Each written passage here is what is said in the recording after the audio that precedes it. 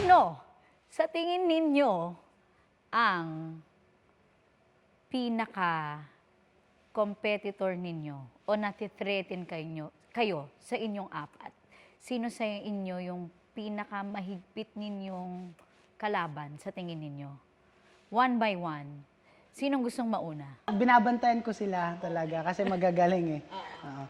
Pero parang natitreat talaga ako ng sobra since then, si Chloe Redondo po. Kasi matagal ko na po siyang napapanood. Idol, actually po, idol ko po siya. Nung nalaman ko kasali siya sa The Clash, sabi ko, makapapicture lang ako sa kanya, okay na. Hindi ko akalain na magiging friend ko siya.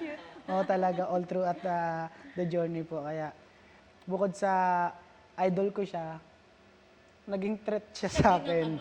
Dahil ako yung threat, ikaw yung threat ko. Babalik ko sa'yo, dear.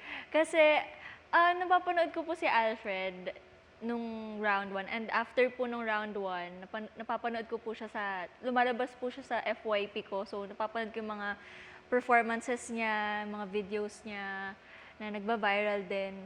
Sabi ko, magaling siya. Ang pinaka-biggest threat for me is si Chloe po. Looking back din sa pagbabalik niya as the Clash backer, sabi ko, okay.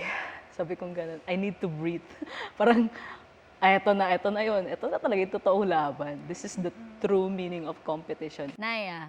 Ganun din po. Oh my gosh! You're the biggest threat pala. Si Chloe din? Opo. Okay. Kasi po nung yung feeling ko nung pares kontra pares din po. And then nung na-bottom po kami po yung magkalaban.